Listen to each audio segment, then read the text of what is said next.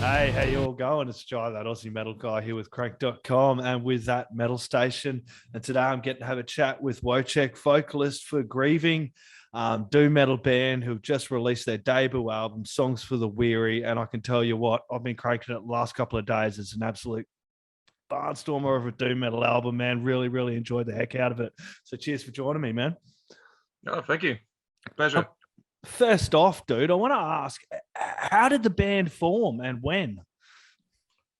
I mean, the story goes that we've all played in another band called Mentor, where we play a sort of a hardcore thrash metal, punk rock, black metal kind of melting pot of everything. But it's pretty much fast and aggressive music. And on our second album, we've had a closing track that kind of ventured into these kind of doom territories, and it was pretty much something very experimental for us. But it turned out really good, and the guitar player who writes all the music in Mentor and Grieving kind of said that, well, you know what, I really like this direction, and while I don't want this direction to kind of be left for Mentor, maybe we should do a new project with this kind of music. And well, that's pretty much what we did. I think that happened somewhere around 3 years ago, I think. Okay. And once the pandemic kind of took over, we've all had a little more time for these projects kind of stored in the shelf. So so this was the perfect time to kind of get it out and start working on that.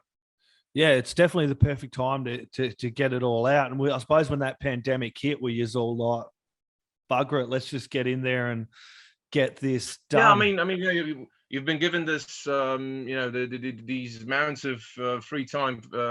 Well, depending on what you do. I work in the live music industry, so I've been pretty much fucked for the last 2 years. Fortunately, I'm lucky enough to get a paycheck every month, so I'm good. But that left me with a lot of free time. So whenever I got a chance to work on something new, I would say, yeah, this is the time to do it. So Grieving is actually one of 3 projects I've been doing during the pandemic. So yeah. Well, what are the other projects you're doing? Might as well give them a plug while we're here, man. We got plenty of time. Wow. From the because it's gotten a little crazy over the last few years. So right now it seems I'm involved in 5 projects at the time. Wow. Yeah, crazy. I mean, Right. it's actually kind of a bit too mental, and Yep. and it's gonna bite me in the ass at some point, I think. But yeah, but so far I'm just enjoying the ride. I've been singing in this band called JD Overdrive, which is kind of a southern metal, kind of in the vein of kind of Down meets Black Label Society meets Corrosion of Conformity meets Clutch in the past few years at least.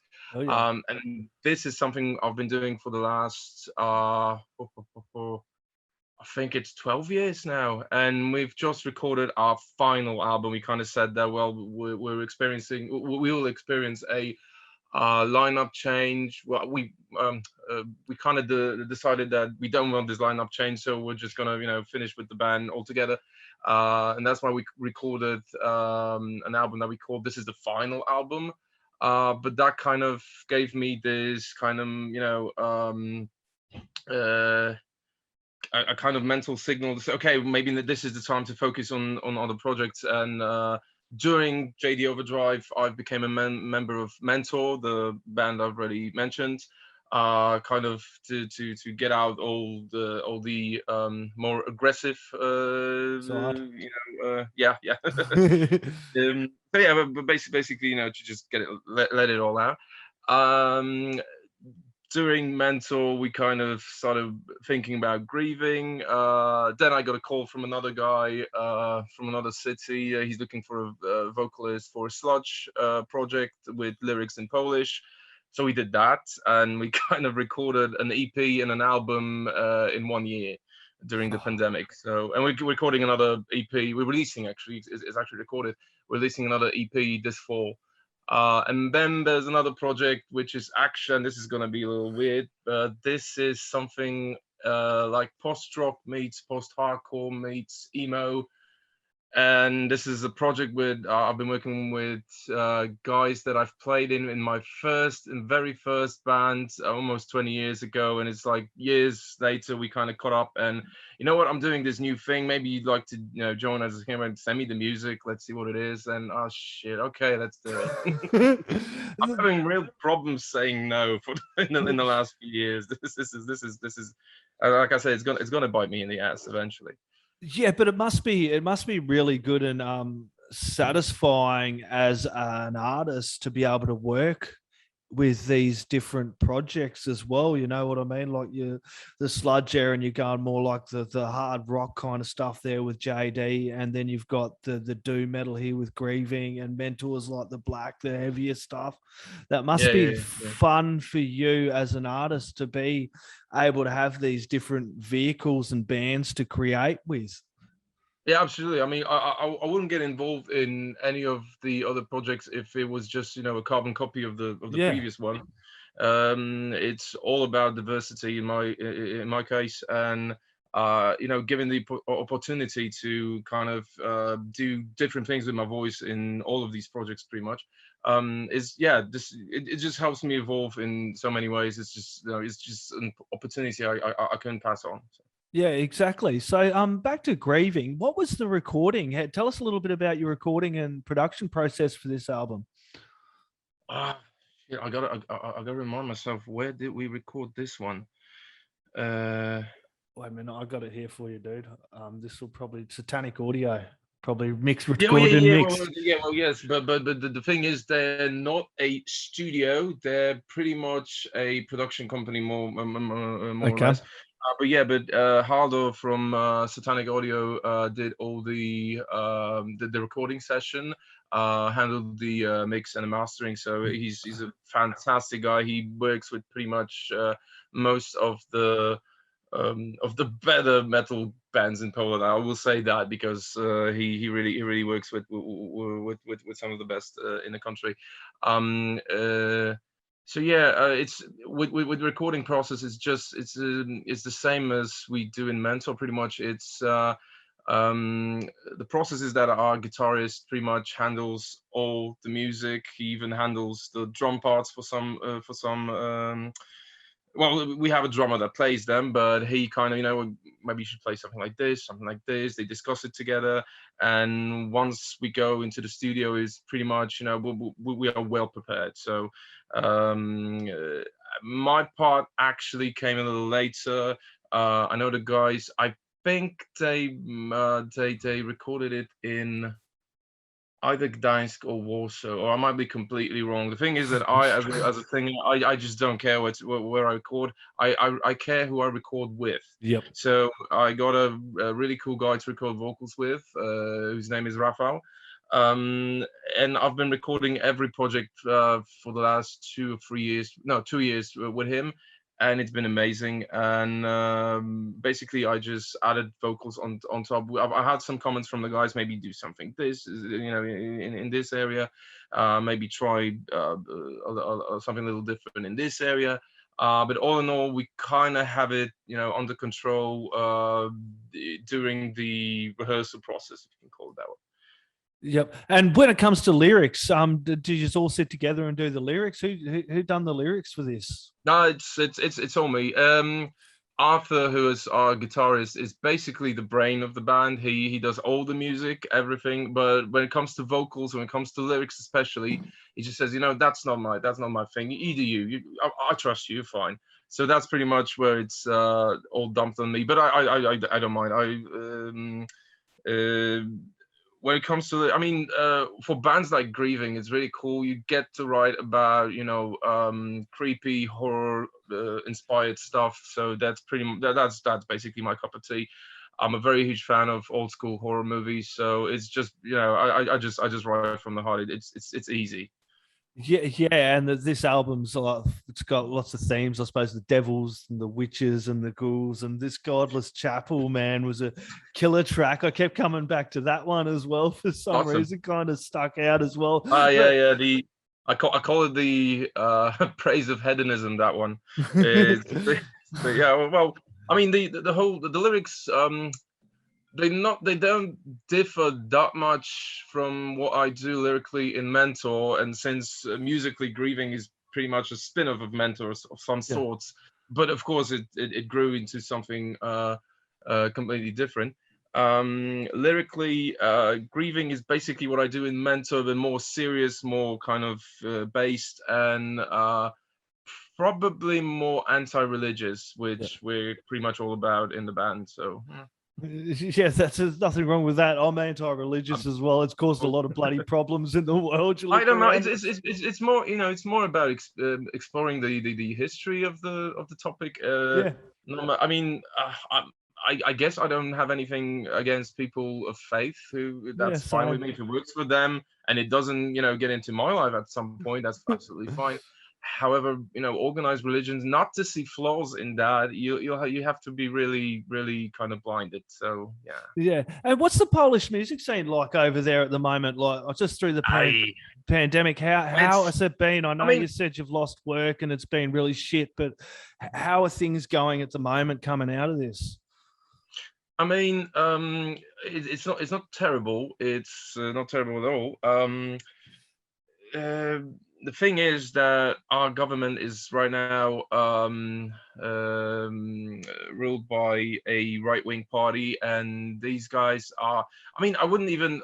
I don't agree with them in terms of their worldviews. Like, there's a lot of racism, homophobia, and stuff like that. We basically have a Trump administration, but when in the US Biden won this time around, we're stuck with Trump again. Yeah. So that's basically what happened in if you simplify it a lot. And I don't even, I mean, when it comes to worldviews, they're terrible, but they're just very, very, very stupid people. And that's how the whole pandemic has been treated. I mean, spending money where they shouldn't have, basically not being able to tell the people, hey, you should really, get vaccinated so we can kind of overcome this. But they don't really want to say that to the people because the non-vaxxers are pretty much the target audience at this point. So yeah, so it's a little weird.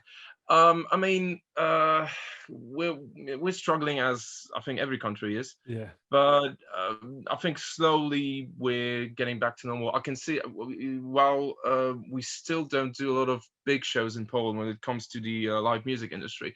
There've been a lot of since the summer, pretty much a lot of more underground independent festivals, getting slightly bigger and bigger by the month. We're waiting what will happen in the fall, but I think the smaller shows will still, survive. And on these shows, I absolutely feel like nothing has changed since 2 years ago. So that's very, reassuring, very heartwarming. So as long as we have that, I think we'll be fine. Yeah, I think it's reassuring, and I hope we get this groundswell of support for people supporting the underground music scene in their countries. You know what I mean? I hope all the fans over there in Poland get behind the underground music scene because, as you said, we can't have these big shows. So get down and support the underground scene going forward because a lot of artists like yourselves would have really lost out in this time because playing live and connecting to the fans and meeting them at the merch stand and selling some Yeah. shirts. And then, hey, mate. And then they go tell 20 of their friends about Grieving after seeing you and meeting you at the merch stand. And that's how you create this connection and how this scene keeps going forward. I mean, yeah, it's like you say, all these little moments that are happening right now. This kind of gives us the fuel to keep on moving. And while we haven't been playing shows with Grieving just yet, this is a different issue since we're still kind of completing a live lineup at the moment. Since this all started as a project, just taken out of the cupboard pretty much. But I've been touring with some of my other bands, and I've already experienced that. People are hungry for live music. That's the first thing, and people really want to support. more underground bands, just to show the appreciation, show that they do care about what's going to happen with music after all this. And I think it's been really, really great. Just being out experiencing pretty much the love from every side is fantastic. Yeah, it is good to see because not only Poland, but I think most countries in the world governments forgot to support the music scene going through the last couple of years. we got zero support from the government. Some companies did get some support. The company I work for got support, so that's fantastic. Kudos there. But when it comes to live acts, when it comes to music that's not mainstream pop, it's been dreadful. So it was the same here in Australia, Wojciech. It just didn't happen. I would imagine. Yeah. It was like money for the big corporations and whatever, and the movie sector, but the live music scene got forgotten, and a lot of venues had to close up around Australia. And though it just kind of went under the mat because there's all this COVID going on. That's the sad part when it comes to government money. Big mainstream names will get it, sure, but nobody thinks about stage crew. Nobody thinks about roadies. Nobody thinks about lighting companies, sound companies. They've struggled a lot, and right now I'm just happy that there are some events happening in Poland that can enable them to slowly get back on their feet. It's a process, and they didn't get any help along the way, unfortunately. Yep, I've got to mention the white vinyl, man. I got to talk about that. Isn't it good, man? Like vinyls come back, and I love that metalheads have always bought like merch. Like the metal, rock, and punk scene have always been good for buying stuff, and vinyl more so the last few years I've noticed has just been going really, really well for metal bands. It's a collector's scene right now. It's everything, even something as basic as a CD. Some bands are just not really into releasing their music physically since they claim that nobody's buying our music on physical media anymore. So you really have to have a loyal, not a loyal fan base maybe for the band, but for the entire genre, which is so cool with being in a doom band that we pretty much knew from the get-go that if we do a vinyl, it's going to work, it's going to be fine, we're not going to lose money over it. And it's something that a fan of this kind of music will want on their shelf. You have to have a fucking vinyl, of course you have. And when we kind of had to decide what it's going to look, just do a color. Just don't do a plain black one. Just let's have fun with it. And once we've seen the layout, it has to be white. Just go with white. It's fine. Yeah, they come out August 27th through Interstellar Smoke Records as well, if people want to get onto them as too. So I thought I'd better chuck in the link while we're talking about it. Beautiful. Yeah, it's going to be worth your money, trust me. It looks beautiful. I was the same. I went and bought vinyl. I've probably pulled it out once or twice. 2020, I went and bought a record player and had to go start buying vinyl and go and buying all but go back and rebuy all the Behemoth, but on record and things like that. You know what I mean? Just to have it in there. It was like something. I feel you, my man. I just bought an adapter this year or last year, because up to that point I've been just collecting everything on CDs, just because it kind of takes less room. My apartment is cluttered right now. It's a mess. So I just don't. While the vinyl looks beautiful, I just didn't want to turn the whole place into a vinyl apocalypse. But at some point I had to face the fact that some of the stuff I really want to have is just released on vinyl. So I don't have a choice. I need to get something to play it on. And while I don't have a lot of vinyls in my collection, I do tend to get some of the important albums that I really love. My top 10 is probably going to be on vinyl at some point. with all the music I'm releasing. If we get a vinyl, yeah, of course I could want a copy. Yeah. And I'm a very big fan of bands who release their music on 7-inch vinyls, because it's a format. It's the format itself. It's shitty. It's short. It takes a lot of time to change. It's absolutely unpractical at every level. But I feel for it. It just has this underground DIY punk vibe that I absolutely love. And uh, most of the times when you release a 7-inch, you stuff material there that you just can't get anywhere else. So that kind of, and I got a lot of 7 inches. So it's something that I couldn't avoid at some point. Yeah, and I wanted to touch on, you were so talking about doom metal, man. I've been like doing this, what I do now. I've been doing this for the last 4, coming on 5 years. I felt like I was a little behind the 8 ball with doom metal, but the last 2-3 years, man, there's just been diving right into doom metal, and it's been a lot of fun coming across acts like this and other bands that I hadn't heard of before, and listening to whole albums. That's my thing, man. Nothing goes better than listening to a whole doom metal album. It just has this full vibe and feel to it that I just get totally lost when I'm listening to doom metal. Just mentally, like I'm still here listening to music, but mentally I'm just somewhere else. And it's a really cool album, man, especially this one here as well, Songs for the Weary. So it was a cracking listen, man.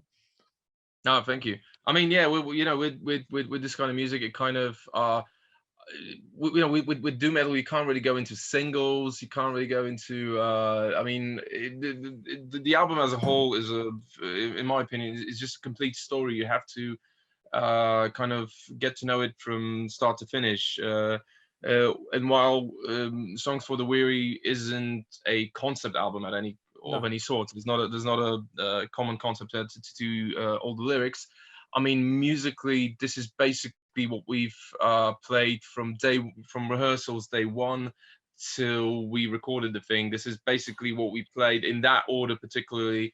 It's been a work in progress in that very particular order, which for me is again, it's something that we've never done before, because usually we work on an album, you have like a bunch of songs, you have 10 songs or you have 12 songs, you kind of throw 2 away because the album would be too long, and you try to rearrange it so it makes perfect sense. Yeah. Here with Grieving, with Songs for the Weary, it was this order from day one, and we know this is how the album will start, how it will finish, and it's been something really good. It's been a journey, and it kind of resonates with what you said about listening to doom albums, that you have to really take it in, like listen to it as a whole, and even in the writing process that kind of emerged. So that was a really cool experience. Yeah, and like any album, like people need to listen to it as a whole. I think some people forget about that with these streaming fucking services that I just despise Spotify. And I know it's good for bands to get their name out and it gets more listens, and you know what I mean? But if you like a band and you're listening to them on Spotify, head over and buy the album as well and actually support the band, because Spotify and these streaming services take a lot away from listening to whole albums. Some people going, I'll just pick that one song from the album, or I'll listen to this one because it's got the most listens. It's like, no, listen to the whole album. I don't know if it's my age or the generation I come from, but albums. I absolutely feel I have the same approach. However, I kind of try to look at it from a different perspective as well. I mean, we're living in a world where we have all this choice at our hands constantly. I mean, you have Spotify, you have millions of albums there. You can, if you feel like listening to, I don't know, Monster Magnet one day, and I would listen to some Sleep now, and I would listen to, I don't know, Corrosion of Conformity later. You can just basically do it in a you don't have to change the CD, you don't have to look for the album on the shelf. It's convenient. I get it, I absolutely do. And with, you know, in times when you kind of, we all live a little faster. I mean, we just don't have time for certain things. I absolutely get that when something is more convenient, you should go for it. However, yeah, it all comes down to quiet taste. For me, you have to know. Even if I buy an album just because I like the single, I have to listen to the whole thing. Because if I don't, I feel like I'm cheating. You know, Yeah. it's like, you know, I mean, I bought the whole thing. I want to know what the whole thing is about. I might not like it at the end, as much as I like the single. But yeah, but I want to see what these guys are about. I want to see what they have in store on their other tracks. And for me, I avoid streaming just because it's the variety of, you know, the music is just too big for me. I would just go crazy. I like to limit myself. I do listen to music on a fucking MP3 player, like a fucking boomer, but it kind of it resonates with my approach, because I got I rip the CDs I buy, I rip into MP3s, I get them to the device, and I walk around with all this. I can't walk around with a bag of CDs every time. No, Right? I do the same. I rip them onto my device, and I hardly even pull them out again. It's because I'm the same. I just have this big collection that I look at. Same with my vinyl. Of course, but you have this. You know, you don't have Spotify. You have this own personal device that's your own personal collection that you kind of you kind of take care of. It's you have more control over it. And for me, it's something. It just works for me. You know, it's I update it every time I buy new albums I want to listen. I haven't listened to this band for ages. I'll put some of their albums there. And at the end of the day, I mean, I'm happy that, you know, I'm all for, you know, technological advances. That's fine. That's absolutely just make life easier for everybody. Yeah, that's the point.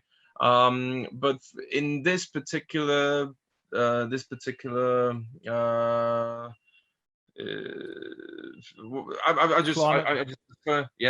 prefer to have a little more control over what I listen to, and this is fine for me. And I am a collector. I need to have a physical copy. It's bordering on mental illness right now. So yeah, it's something we can burden our children with when we die. We'll have this huge metal collection to dig through. Yeah, I already told my wife, if anything happens to me and you have to sell my albums Discogs, just check Discogs first, because you know. And come back to streaming. That's why I like platforms like Bandcamp. Like, I buy a lot of music through Bandcamp because I figured, like, if the money goes over to the bands as well, so it's also a good way. And I notice you guys got your music up there too, so if people want to head over there and grab the album, get into it.